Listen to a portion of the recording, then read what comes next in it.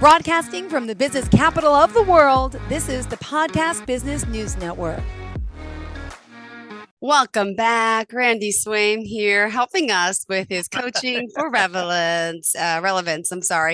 He's really bringing freedom to potential and so much more. He's been with us and has his own show and his own coaching company as a pilot, as a educator, as a doctorate degree. I mean, he's working on so many things. He's just a man who does a lot, but who's also well recognized, very modest, very humble, and he's helping others follow his path of success by working with him as a coach and doing so much. So always appreciate speaking with you, and pleasure to have you back, Randy. How are you on this fine Wednesday? Well, I tell you what, good to be with you, and hopefully I have some relevance in me too. See, yeah, right. We're both messing up the words. We got it. Yes, No, and that's okay. relevance. Thank you. What did you have in mind for your audience today? Yes, he's a Marshall Goldsmith certified coach and so much more, helping others. What is your area of focus for us today? Well, what I'm going to look at today, and it'll be a little bit of a quick one, but if some of the listeners send questions in, we'll probably have a few minutes to maybe entertain a couple of those. And the number two, if you want to call 631, it's 307-4010, 631-307-4010. Any questions as we go along? Go ahead. Cool. Well, listen, what I thought we'd do on this, and it's kind of very aligned with something that is key. It's a deeper insight, but the point that I'll throw out to people, and one of the things I'll share just a little thing that was an insight that's aligned with one blog that I'm making for Rising Stars, youth and stuff, but it's a key point, and I'll bring it to a key point when you're talking about leading your team, because it's a very important insight mentally. And that, Jill, we've talked several times where I brought in some neuroscience aspects. And one of the things that I kind of share with pilots and with, coaching clients is that, there are times when your brain is taking it to a good place, but there's also times where without your being fully aware of it, your brain's getting in the way. And it's an interesting point when you're talking about a challenging area or an organizational maneuverability aligned concept where the factors that come on scene maybe were not totally expected or whatever. How is your brain really doing it, and is it aware? And I'll just share this one picture because it was actually a neat little picture earlier today that is unrelated really to leadership per se, but it does illustrate a little bit of what I'm talking about. I was actually driving to an event that I had to go to this morning, and what was interesting, it was over in North Dallas, and there came a time where we had to turn left to get onto this other road, and so I kind of came up there, and I think I was about the fifth car in the left turn lane. Of course, as you know, the traffic lights dictate who gets to go and all this kind of stuff. Well, as we came up to that road there, the green light and the green arrow were both on. And so the first car or two, went through very, naturally.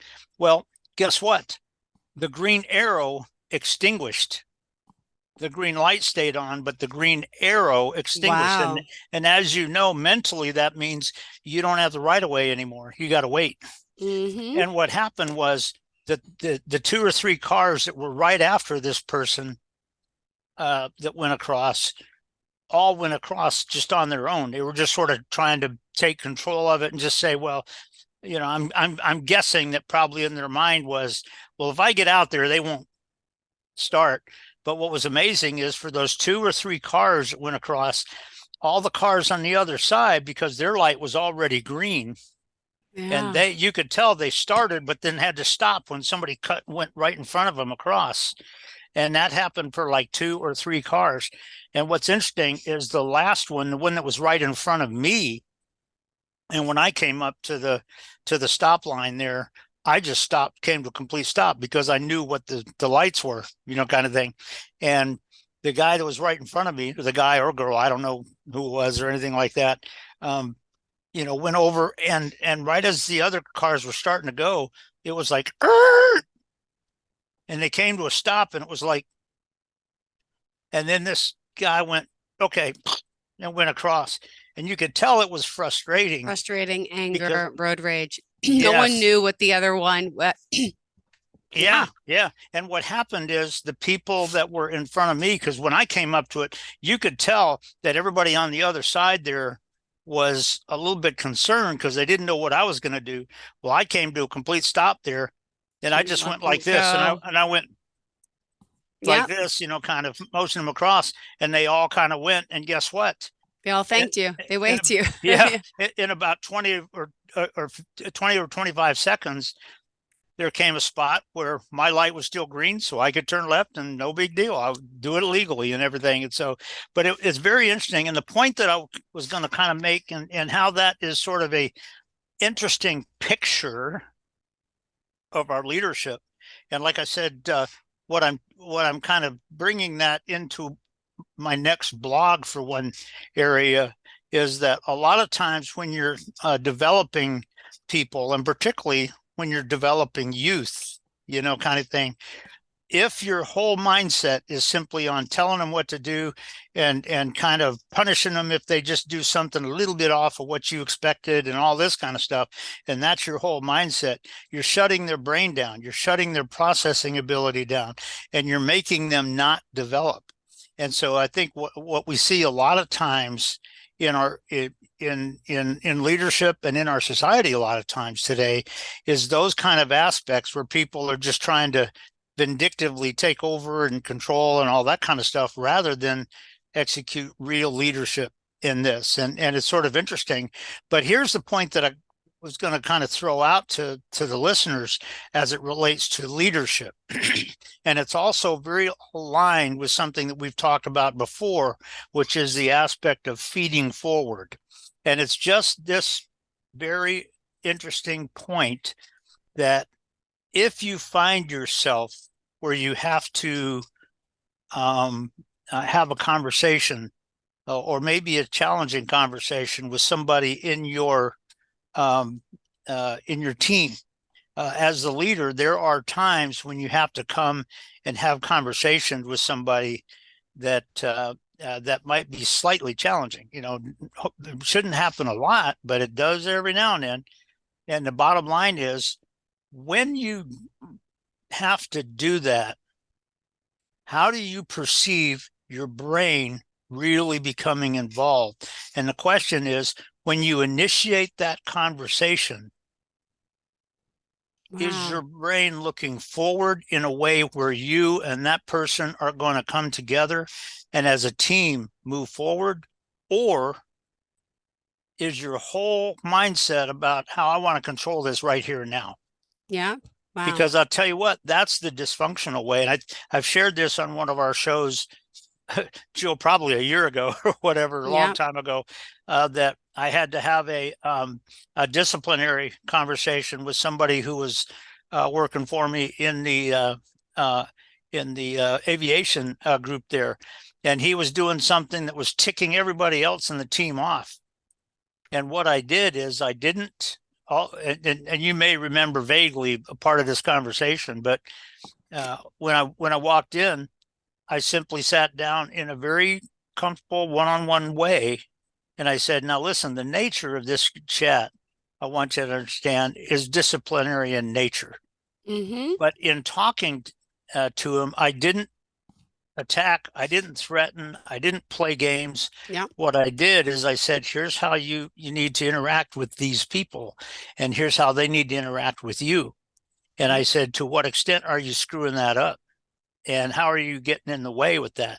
And what was amazing, I think I shared with this on a previous call sometime way back when, but the next day he actually came into my office and asked if I had a second. And I said, sure, have a seat.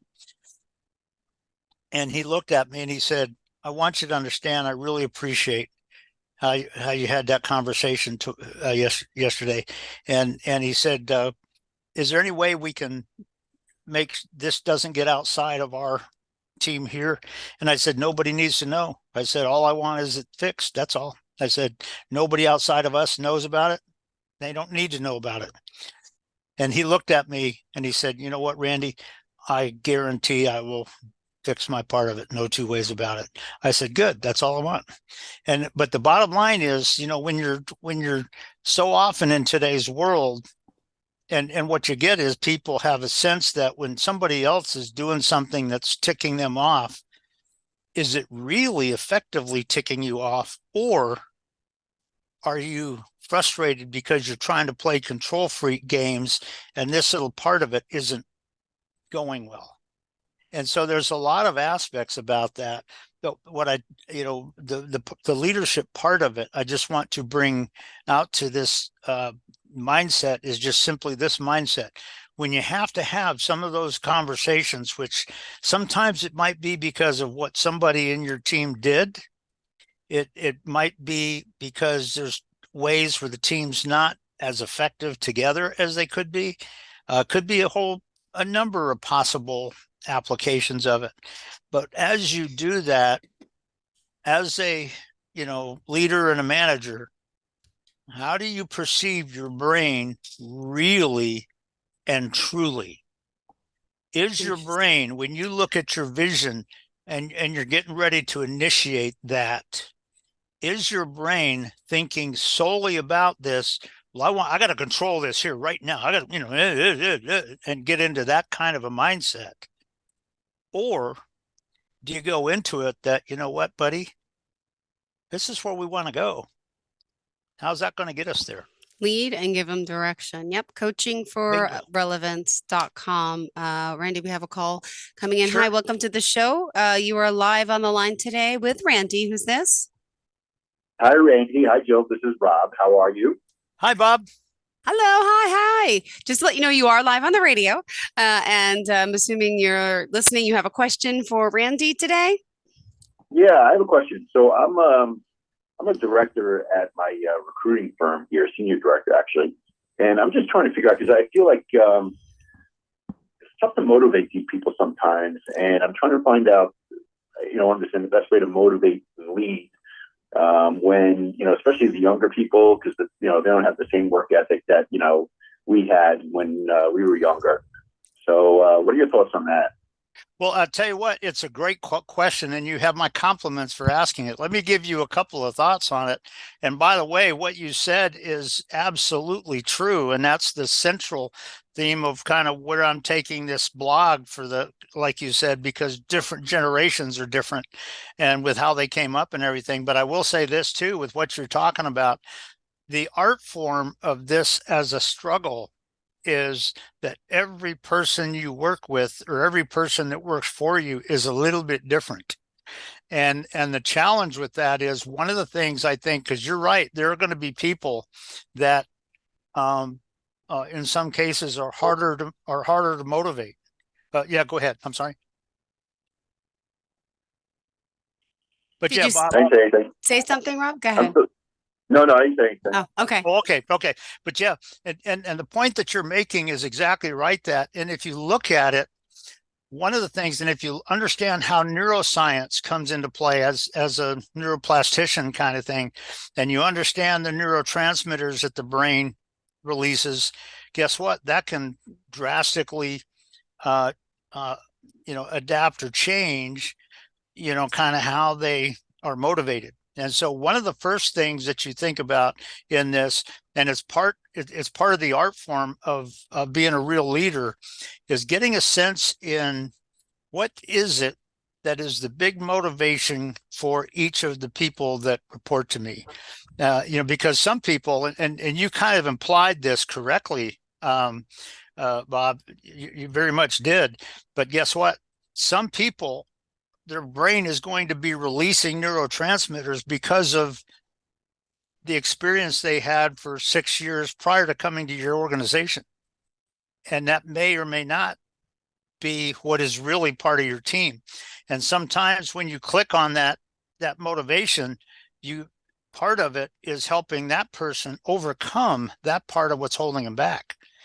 And other people may have just the opposite, maybe the other end of the spectrum. They are just so used to what I call the dopamine fix, where people are just getting the dopamine to feel patted on the back and applauded. And, if you don't do that a little bit, they just get all sorts of upset, even though there was nothing wrong and stuff like that. So, I mean, there's a lot of different things when you're talking about your people, that when you understand the neurotransmitters that the brain releases, and how that sort of generates some of the reactions that people have as you connect with each individual in your people. And part of that, and you're right, Bob, you kind of implied this a little bit, but part of that is, how are you getting your team to truly come together?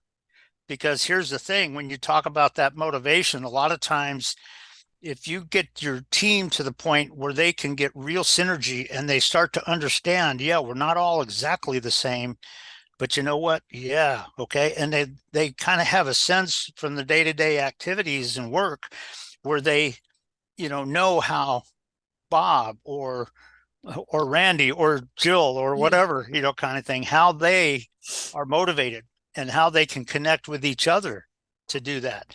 And because a lot of times they're doing it day to day. So when you're talking about that motivation part of it, there's a whole lot of aspects of it. And I will say this, that when you realize this, one of the things that a speaker said very recently, which is very, very true, because years ago, everybody thought that your emotions are what drove your thinking. Well, modern day research shows just the opposite is true, that it's your brain thinking and those neurotransmitters that drive your emotions. And so if you understand kind of how the brain kicks in like that, and a lot of that's based on 6 years of experience prior to ever coming to your company, possibly. And so all of that is a big factor, but it's part of the art form of really generating motivation and synergy in your team. All right, let me interject here 1 second. So, Yeah, go ahead. Bob, are you still with us? Yeah, I'm here. Okay, good. Thanks, Bob. So just curious, what do you specifically do, if you don't mind me asking? I mean, I know this is about leadership. It really doesn't matter, but I'm just curious, what type of team leadership and building skills do you use, and what type of office do you work in? If you could tell us. Sure. Sure. So I'm a recruiter for accounting and finance. So the biggest thing for us is, we're a 100% commission based group. Yeah. So so basically, I just you have to kind of be self motivated to do what we do. Okay. But at the same time, I find that the younger people, when I first got into the business, I was working, basically 3 nights a week, late till like 8 o'clock at night. I mean, these kids are out the door by 5. Mm-hmm. And I'm trying to figure out, like, what's the best way to kind of, get them to, without coming across as a tyrant or anything like that. So, right. Like the kids today, you have to be a little more sensitive to them. Like I used to get yelled at when I was first, started working in general, if I didn't do my role right, but you can't even do that nowadays. Yeah. And I'll tell you what, you're absolutely right, Bob. And one of the things, particularly when you're talking about younger generations, and I will tell you this, that I'm amazed. I've got my great granddaughter just turned 13 a few months ago.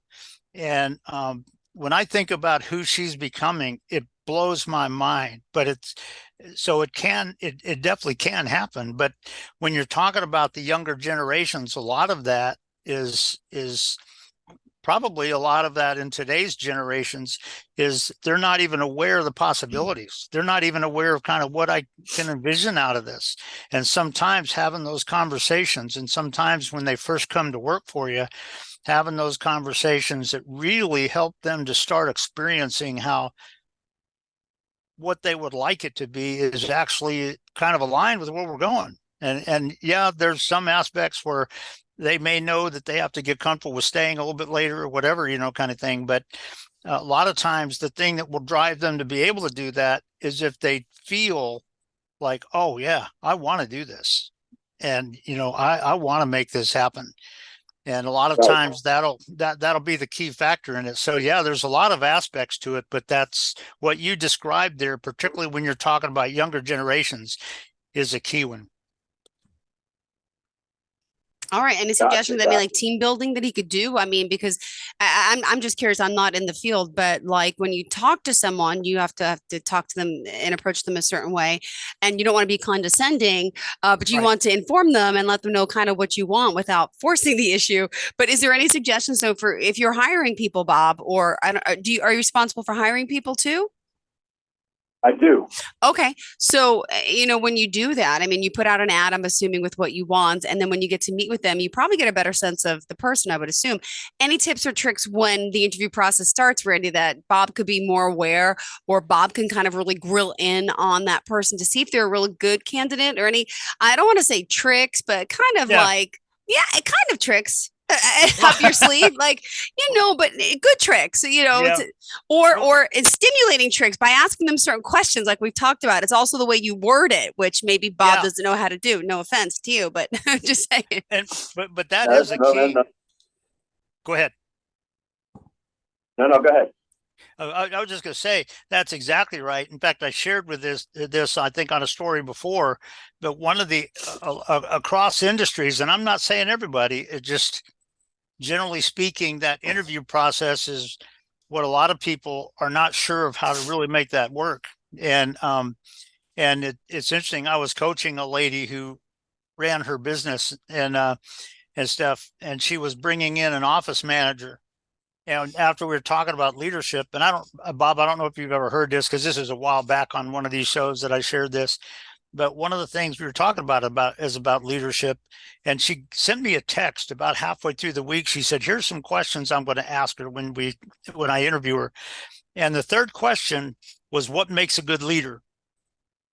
And I called her and she said, hey, Randy, did you get those questions? I said, yeah, I did. She goes, what do you think? And I said, well, about that third question. And I said, you get a sense how that question's, she's going to try to give you the right academic answer that you're looking for?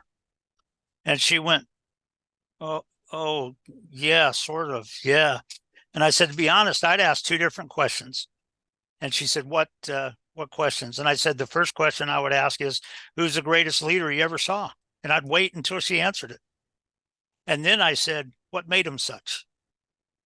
And now she's going to give you what she honestly believes. So a lot of times when you're talking about that, Bob, a lot of places around our industry, sometimes it's just about, you're looking for the right question areas, but sometimes if you kind of tweak the questions a little bit, you can get real value out of what you're experiencing with it. Good. All right. That's awesome. Thank you. Anything else, guys? No, thank you. Thank you, Andy. My pleasure, Bob. It's been a pleasure to talk with you. Thank you for the call, Bob. And anyone else, thank you so much. Oh, by the way, tell Bob the website. Yeah. Coaching for relevance.com, okay, just in website. case you missed it. Yes. Yeah. It's coachingforrelevance.com. And if you go to there, Bob, you may know this already, but if you go to there at the bottom of the main page, you'll see my email and my cell phone number. And as Jill has heard me say a number of times, if somebody calls me, I don't do cold call sales pitches or anything like that. I build relationships. So if somebody wants to just have a conversation, we can do that. If there's a need there, then yeah, we'll come up with something. But welcome opportunities to chat anytime as we can. All right. Thanks again, Bob. Have a great day. Thanks so much. Thank you. And 631-307-4010 if you have any questions. We still have, only 4 minutes left. All right. Let's continue the conversation for the last few minutes. What else did you want to share? Well, this is really critical. And the thing that we were talking about, how is your brain really doing that at the point when you got to have those conversations? Is your focus just on getting over this one little point right here, all right now, kind of thing, as opposed to looking forward and here's where we want to go. And all of that is sort of part of that. But it's very interesting when you get into that. And some of what Bob brought out is very true, because what I tell, one of the things that I'm including in this Rising Stars blog, when it goes out, is going to be this concept about, even as parents, or if you're talking about mentors trying to make them better as parents, if your whole mindset is just about controlling them and and so often in today's society, they don't really connect with their kids in a way that it is Yeah. amazing. I mean, many do, Mhm. but a lot of times, if you're as a parent, your mindset is just on your fun, which unfortunately that was part of my dysfunctional background that that my family that I came from. Um, uh, and there was some evidences of that, but it held me back in some ways. And but to the extent that you're doing that, you're hurting them, because guess what? You're shutting down their brain. Their brain does not have the ability to process, and they don't have the vision and the ability to overcome what is happening. I know. Um, I think I shared this once before. I won't say too much about it, but um, there was a time when Hallie, her father, called me, and we were talking, and I told him, I said, you know what, and I won't tell you the situation she was crying about, but I said, what did you do? And she was on his lap crying for 2 hours, and he said, really nothing. I just sat there and hugged her, and I said, you know what, you did great. And he said, really? And again, given the situation that it was, and it wasn't with him or anything, it was something she was struggling with, kind of thing. Then I said, because what you helped communicate with your daughter is that she didn't have to go through these kind of times alone. She was not all by herself. And with who she and her brother are becoming, it's phenomenal in just who they are becoming as people and stuff. And so it's just, interesting when you're talking about that aspect of the youth aspect of it. If as a parent you're doing that dysfunctional way of just trying to, my job is to control and just tell you what to do. You shut up and go do what I told you to do, and all that kind of stuff. If that's your mindset, you're hurting them in ways that you can't believe. And unfortunately, there's been a lot of the new generation that has come up, as Bob kind of implied, that they're different enough. And a lot of that is because mentors and people that were with them when they were kids did not do it well. And so it's just one aspect about that. And guess what? That implies all sorts of stuff about leadership as well when you get to out into the business world. So it's a key aspect that people have to be reminded of. Beautiful. Well, thank you so much for being here, for joining us. Thank you for the call. And how do we leave off, Randy? Tell us how we can reach you. Okay, you can just don't call me late for dinner, kind of thing. But again, my website, coachingforrelevance.com, and as I told Bob, I don't do on the site sales call pitches kind of thing. I just connect with people.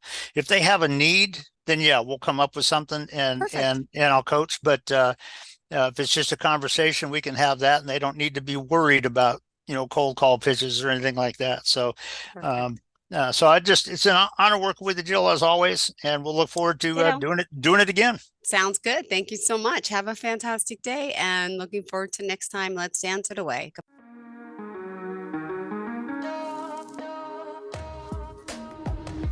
Broadcasting from the business capital of the world, this is the Podcast Business News Network.